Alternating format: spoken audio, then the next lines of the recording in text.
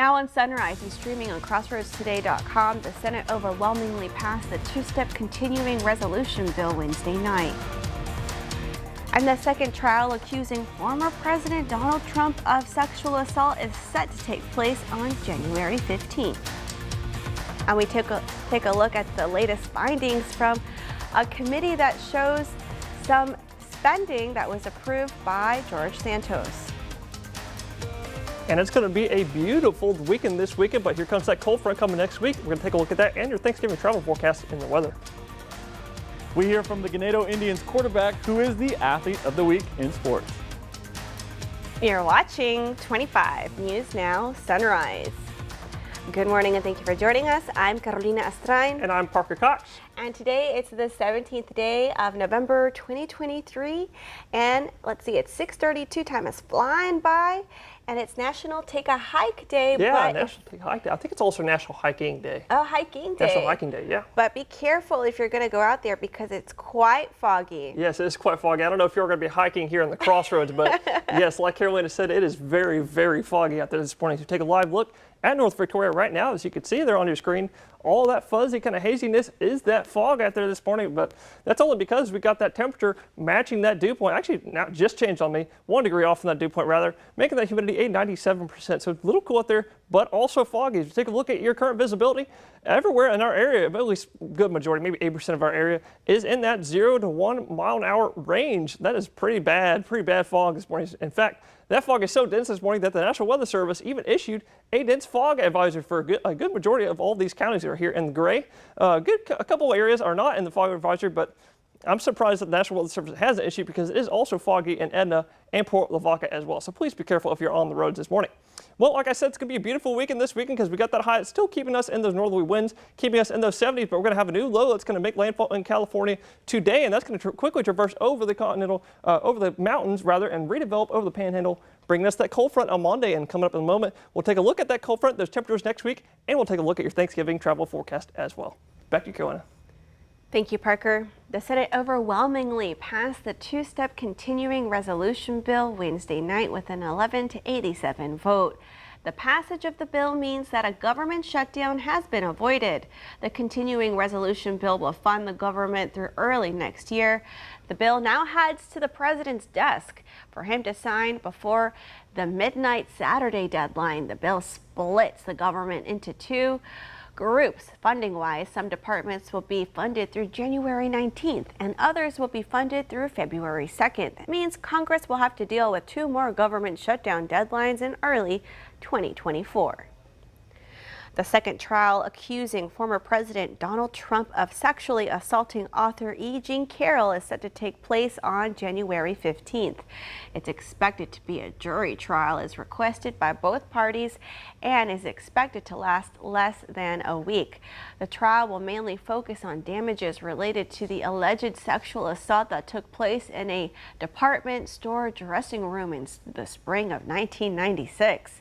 Comments Trump made in June of 2019, where he denied Carroll's allegations and attacked her motive, saying she was not his type, will also be the focus of the trial.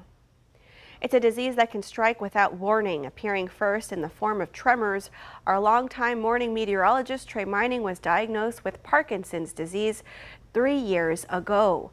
I spoke with Trey about his ongoing fight against Parkinson's. Good morning, everyone. 5:20 is the current time. Temperature is feeling pretty nice. Trey Mining was 51 years old when he was diagnosed with Parkinson's disease. The degenerative brain disorder was causing a slowness in his movements due to a lack of dopamine. Dr. Shaw, Trey's doctor, says a majority of Parkinson's disease cases are non-hereditary, and at this time, nobody knows what causes the condition to develop. Currently, as we speak, there is no cure for the condition. There are different treatments available that really helps with the Parkinson's disease, but as we speak, there is no cure for the condition. Since his diagnosis, Trey has continued to live his life as normal as possible. Between working through his tremors while on air and dealing with obstacles put forth by the high cost of prescription medication. The medicine that I have been using in the past was not really using Victoria that much, so they had to special order it. So I had to order it in advance to get there.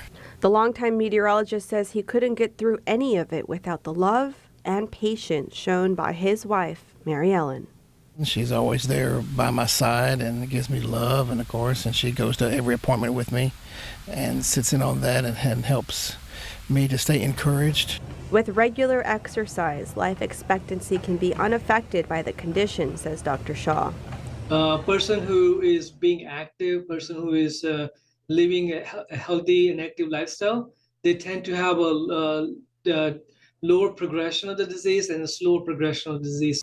Trey's wife, Mary Ellen, says her father also had Parkinson's disease. Maybe it was, that was God preparing me, but, I feel like, it's a blessing for Trey too, because, I know what it's like to be there for somebody with Parkinson's, to help somebody with Parkinson's. So that was a blessing for me and for Trey. The cost of the medication Trey was taking changed earlier this year. Now he takes a less effective medication because it's what he can afford with his health insurance plan. Otherwise, Trey and Mary Ellen would be spending up to $1,000 a month for the preferred medication. There has to be some from the help of the government that this supposed to be lower price that average American can afford. These medications that are very essential to people with Parkinson's disease. They're very effective in treating, getting control of the symptoms. But if they are high priced, if they can afford, and if then they're not going to be able to use it, then what's the point of those medication that's available? We could use some health care reform in our country. I'm not trying to be political. I'm just... It's true, though. It's true. I'm just saying it. Despite the physical and financial setbacks, Dr. Shaw says it's important to not lose hope. I tell patients that do those on a daily basis. That would help slow down the disease process, and it would help prevent. It would help to make you remain active for a longer period of time. Trey says he encourages those who are silently dealing with Parkinson's to seek out not just medical care, but also emotional care from the people in their lives. Just a matter of having the good support team again, kind of sum it up here, taking the medicine properly, always having a good positive attitude, staying active, very important. Then you can live with this. You can have it, yes, but you can live with it and be successful. It's not going to be the end of your life. Trey continues to fight the condition with regular exercise by doing things that enrich his life and his wife's life. He's also moving to a dayside shift at work so he can get the sleep he needs to fight Parkinson's. So you may not see Trey in the mornings, but you will see his work online and from time to time on air whenever he's needed. Carolina Estrain, KVU TV, 25 News Now. Here are some of the symptoms of Parkinson's disease. Rhythmic shaking, known as tremors, slowed movement making simple tasks more difficult, speech changes, loss of control of automatic movements that includes blinking or smiling or swinging arms while walking. If you are living with the impacts of Parkinson's disease, there is a support group that meets the third Wednesday of each month. They won't be meeting in December, but they'll start back up again in January. To learn more, call 361-580-5128. Parkinson's is the second most common neurodegenerative disease after Alzheimer's disease. Nearly 1 million people across the U.S. are living with Parkinson's, and more than 52,000 of them are Texans. You can see my full interview with Trey on our YouTube channel, Crossroads Today. And let's take a look at our viewer poll. We want to know, do you know anyone with Parkinson's disease? Okay, let's take a look. 73% of you say yes, you do, and 27% of you say no, you do not. Thank you for taking part in today's viewer poll. And remember, subscribe to that YouTube channel, Crossroads Today. You can see my full interview there with Trey. And the time is now 6:41 on our Friday morning. Excuse me. A 3-vehicle wreck slowed down traffic yesterday morning along two of Victoria's busiest streets. Hamas is denying Israel's claims that its troops have uncovered a military stronghold beneath Gaza's largest hospital. I'm ABC's Justin Finch with more on that and the latest on the deal to free Israeli hostages held captive by Hamas. And coming up after the break, we're going to take a look at your school bus forecast, that Audi report, your fishing forecast, and we'll take a look at your football forecast as well.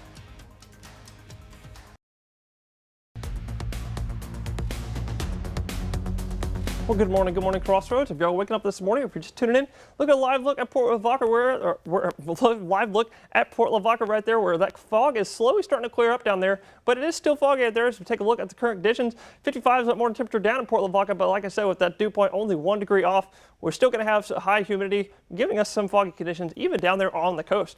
And if you're sending your kiddos off to school this morning, it's going to be foggy, like I said, with that fog probably clearing up probably about 9 a.m. this morning as that sun comes up. But this afternoon, as they're heading home about 4 p.m., it's going to be nice this afternoon, 76 degrees and some mostly sunny skies. Making a great day to go fishing today as we take a look at your fishing forecast. We already had our high tide this morning a couple hours ago, but we have low tide this afternoon about 2:18 p.m. with winds about 5 knots out of the west-southwest, making those bays pretty smooth. Bays and seas pretty smooth. And it's Fridays. Take a look at your football Friday forecast. We got game of the week is Industrial Cobras versus the Randolph Royal Hawks. It's going to be this afternoon about 7 o'clock. Kickoff temperature will be about 68 degrees, so you might want to bundle up just a tad bit. And it's going to be in LaGrange. Mostly sunny skies are expected with some winds about 5 miles an hour out of the west-southwest. And coming up a little bit, we'll take a look at Thanksgiving travel forecast and their temperatures for next week as well. Back to you, Coena. 2 Crossroads football teams that played last night won, and one included the Athlete of the Week. Sports Director Gino Perez has more. At Crossroads, the Athlete of the Week had another big game last night. Let's hear from the Ganado quarterback. The Ganado Indians are trying to do something it has not done since 2019, and that's have a 10-win season. But that's not the only goal they have. They want a state title. And quarterback Bryce Ullman is hoping to do that in his first year under center. We're just, I've been trying to stay more consistent here lately, focusing on the plays more, because in games I tend to have a couple mental errors and we run the wrong plays and stuff. But we're executing that really well this week, and we're locking in on that. Ullman has been working with second-year head coach Josh Irvin for 7 years and was a backup under Kyle Burris Guerrero, but he feels like this team is built for a deep playoff run. I would say we have a really good strength and speed, and their defensive backs, I would say, aren't the best, but we just got to use our speed and run good routes, and I got to be able to make accurate throws and get it to them. And if our passing game's on, then we should be really good. Ullman threw for 4 touchdowns and 218 yards in last week's victory over Santa Maria in the bi-district round, leading him to be the Athlete of the Week. The Ganado Indians took care of business last night, beating the Mason Punchers 37-12. Now Ganado will either play district rival Shiner or Holland in round 3. That's your 25 Sports Now. Thank you, Gino. All right, we want to invite y'all to experience our digital streaming service, Crossroads Today Plus. You can find it on your connected TV through Amazon Fire TV, Roku, Apple TV, and Android TV. Just search Crossroads Today Plus. Turning to the Middle East and Israel's war with Hamas, Israel now claims its troops have found a tunnel shaft used by Hamas beneath Gaza's largest hospital, and evidence that militants were using the complex as a stronghold. That development comes as concern grows about the release of Israelis Hamas is holding captive after one hostage was found dead. Buried beneath rock and rubble, what the Israel Defense Forces claim is a tunnel shaft leading to a Hamas command post below Al-Shifa Hospital. The IDF releasing video of the alleged discovery at the major medical complex, where thousands remain trapped with dwindling food and water. In this video, an Israeli soldier explaining another find. We found a vehicle filled with ammunition, RPGs, AK-47s. We see handcuffs, knives, preparation for taking hostages from Israel. Hamas denying those IDF claims, but Israel says soldiers also found laptops at Al-Shifa containing photos and videos of some hostages. Israeli forces say they found the body of 65-year-old hostage Yehudit Weiss in a house near Al-Shifa, but no word on how or when she died. Secretary of State Antony Blinken telling ABC's David Muir the U.S. and Qatar are continuing talks with Hamas to free at least 50 of the more than 200 hostages militants are holding captive. We're focused on this intensely, and look, I'm hopeful that we can bring people home. Blinken also telling ABC's David Muir what the U.S. believes Israel should do next. We've been very clear that there can't be a reoccupation by Israel of Gaza, just as Gaza can't continue to be used as a platform to launch terrorist attacks. But Prime Minister Benjamin Netanyahu on CBS saying he expects Israeli forces to maintain a post-war presence in Gaza. We want overall military responsibility to prevent the reemergence of terror. We're not seeking to occupy. The Prime Minister also saying that freeing the hostages is integral to Israel's war goals, but sources tell ABC News hopes for imminent releases appears less likely, with Israel and Hamas at odds over how many hostages would be freed. Justin Finch, ABC News, Washington. A 3-vehicle wreck slowed traffic yesterday morning along two of Victoria's busiest streets. Victoria police said a 3-vehicle wreck took place just before 10 this morning, actually yesterday morning, at the intersection of Navarro and Mockingbird. Officer Brogger with the Victoria Police says the first vehicle ignored the traffic signal and caused the chain reaction wreck. There was a white Toyota that was southbound on North Navarro Street. A gray Toyota Prius and a black Ford F-150 were both eastbound on Mockingbird. The white Toyota ran the red light, which caused the crash. 2 people were taken to a local hospital for non-life-threatening injuries. The time is now 6:49 on our Friday morning. Still to come, the latest on the Santos Ethics Committee findings.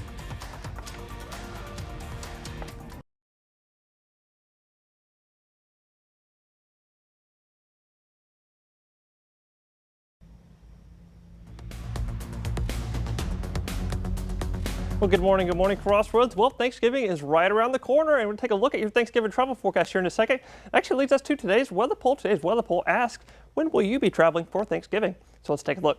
Oh, about 10% of y'all are saying over the weekends when y'all are traveling.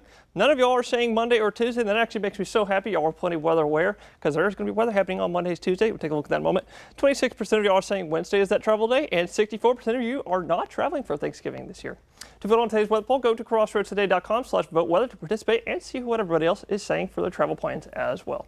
Well, we're going to take a look at the weather here day by day to take a look at your see what that travel forecast is here. We still got that high that's still out in the East Coast right now. Believe it or not, it's still giving us those northerly winds, keeping us in the 70s for the next actually over the weekend. But tomorrow we're going to have a new upper level low make landfall in California, and that's going to quickly traverse over the mountains and redevelop right in the Panhandle region by Sunday. But so that means that Friday, Saturday, and Sunday are probably good days to go travel, because there's not going to be maybe an isolated shower or two on Sunday. But Monday and Tuesday, probably not a good day, because it's going to be windy with some rain chances as well after that front passes. And Wednesday, it'll clear right back up, making it a good day to go traveling. As you take a look at your 7-day here, it might be a little bit more easier to discern what's the good days to go traveling. But here on the weekend, good weekend to go for good travel for your Thanksgiving. It's going to be clear and in the 70s. But on Monday and Tuesday, windy and rainy are forecasted ahead with those 60s ahead of your Thanksgiving. We'll take a look at that more in just a few more moments. Back to you, Carolina. Thank you, Parker. Findings on Representative George Santos reveal he caused his campaign committee to file false or incomplete reports. The report says Santos used campaign funds for personal usage and engaged in violations. Santos reacted via social media saying, quote, "It is a disgusting, politicized smear that shows the depths of how low our federal government has sunk," end quote. Santos also said he will not be running for re-election. Still to come on Sunrise, news to know before you go. Authorities still searching for Ian Aguilar.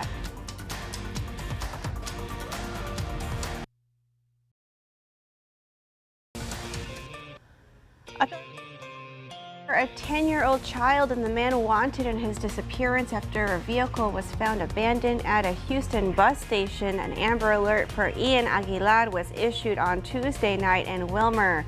a city south of Dallas. An alert stated Ian was believed to have been abducted by 38-year-old Juan Aguilar Cano, who is also wanted in connection with the death of Ian's mother. Ian Aguilar is 4 feet tall, has black hair and brown eyes. Call 911 if you have any information. A Refugio man was found guilty of manslaughter. The Refugio County Press reports 25-year-old Robert Frazier was convicted in the 2021 death of 26-year-old Andrew Williams. On November 15th, 2021, Williams' body was found when officers responded to a call of a shooting at a residence in the 100 block of Mesquite Street.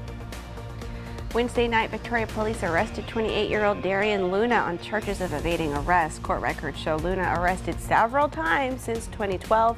He's in the Victoria County Jail in lieu of a $10,000 bond. The Texas House appears poised to vote on the creation of a school voucher program today. It will be the first time a proposal has reached the full chamber in recent memory. You can read more about it on a Texas Tribune article posted on our website, crossroadstoday.com. And we want to invite y'all to experience our digital streaming service, Crossroads Today Plus. You can find it on your connected TV through Amazon Fire TV, Roku, Apple TV, and Android TV. Just search Crossroads Today Plus. And I want to take a moment to wish Jennifer Caballero. She's 14. Her parents say you are the best thing in our lives. We love you with all our hearts, Mom, Dad, and Miley. So happy birthday. And let's take a look at your forecast now with Parker. Thank you, Carolina, and good morning, folks. If you're all waking up this morning, yes, your eyes do not deceive you. That is fog. That is incredible fog this morning. It's actually like live look in Cuero right there this morning. But like I said, foggy this morning as the dew point is matching that temperature of 57, bringing the humidity to basically 100%. As we take a look at that current visibility out there right now, most of us are experiencing 0 to 1 mile visibility. In fact, that fog is so dense. You know, normally we get fog pretty often out here, but not this bad. In fact, that fog is so bad this morning that the National Weather Service issued a dense fog advisory for most of us here in the area. So please be careful if you're out on the roads this morning, because it is going to be foggy.